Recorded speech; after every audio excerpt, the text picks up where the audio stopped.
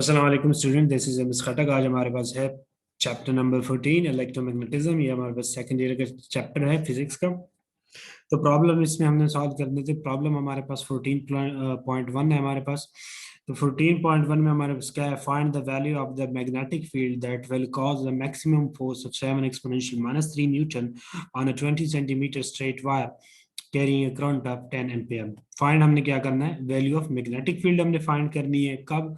जब हमारे पास फोर्स जो है वो मैग्नेटिक फील्ड जो मैक्सिमम फोर्स यानी 7 एक्सपोनेंशियल -3 न्यूटन की फोर्स जो है वो पैदा करे ऑन 20 सेंटीमीटर स्ट्रेट वायर है।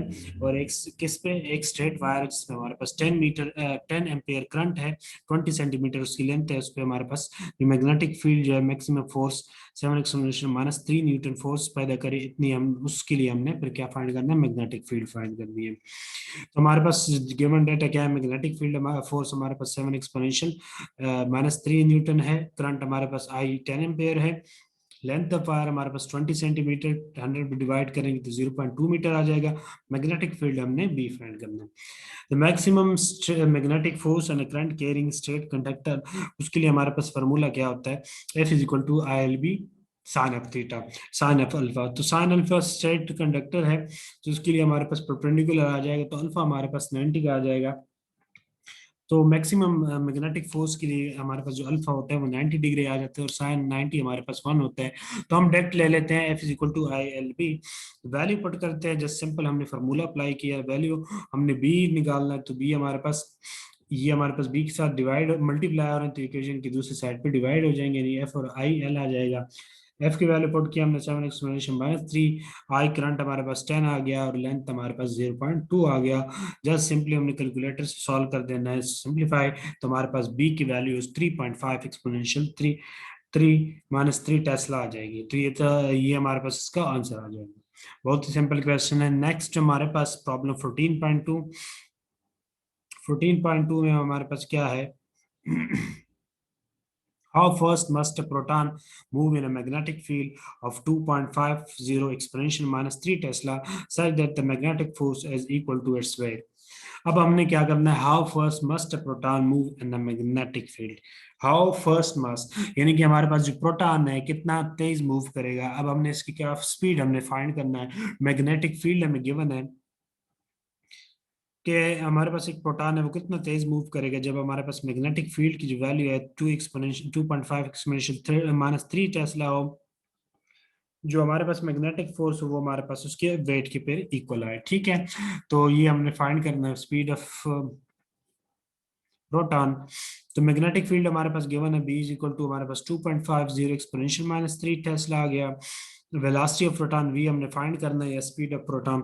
तो since the magnetic force on proton is equal to its weight, तो हमें कहा गया है कि हमारे पास जो क्या है, जो मैग्नेटिक फोर्स है वो प्रोटॉन के वेट के इक्वल है। क्या मतलब कि एफ एम जो मैग्नेटिक फोर्स है वो इक्वल है वेट के।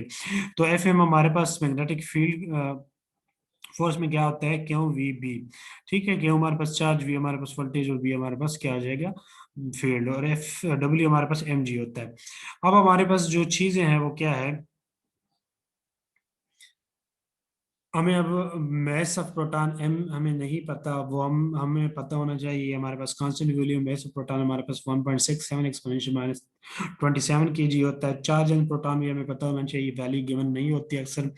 तो हमारे पास 1.6 एक्सपोनेंशियल -19 कोलम जी हमारे पास ग्रेविटेशन एनर्जी एक्सेलरेशन है 9.8 मीटर पर सेकंड। तो अब हमारे पास क्या है, v हमने निकालना है वेलोसिटी। तो हमारे पास k और b हमारे पास मल्टीप्लायर है, तो इक्वेशन की दूसरी साइड पे वो डिवाइड हो जाता है, तो हमारे पास mg और q भी आ जाएगा। जस्ट हमने वैल्यू पुट करनी है 1.67 exponential -27 mass of proton multiply 9.8 acceleration हमारे पास g की वैल्यू है, और हमारे पास q 1.6 एक्सपोनेंशियल -19 और मल्टीप्लाई 2.5 एक्सपोनेंशियल -3 हमारे पास b मैग्नेटिक फील्ड आ गए। सिंप्लीफाई करेंगे हमारे पास, तो हमारे पास क्या आ जाएगा 4.0915 एक्सपोनेंशियल -5 मीटर पर सेकेंड। तो ये तो हमारे पास स्पीड या velocity of proton 4.051915 exponential -5 metre पर सेकेंड। तो ये थे आज के हमारे पास प्रॉब्लम। नेक्स्ट प्रॉब्लम इंशाल्लाह नेक्स्ट वीडियो में। अगर आपको मेरे वीडियोस वगैरह से कोई मदद मिलती है तो मेरे चैनल को सब्सक्राइब कीजिएगा, लाइक कीजिएगा, कमेंट कीजिएगा, फेसबुक पेज को फॉलो कीजिएगा, लिंक डिस्क्रिप्शन में है। इसके अलावा अगर आपको ये नोट्स के फॉर्म में चाहिए, पीडीएफ, यही आपको पीडीएफ के फॉर्म में चाहिए नोट्स, तो विजिट कीजिएगा मेरे वेबसाइट forloveofthephysics.blogspot.com, लिंक डिस्क्रिप्शन में है। Thanks for watching.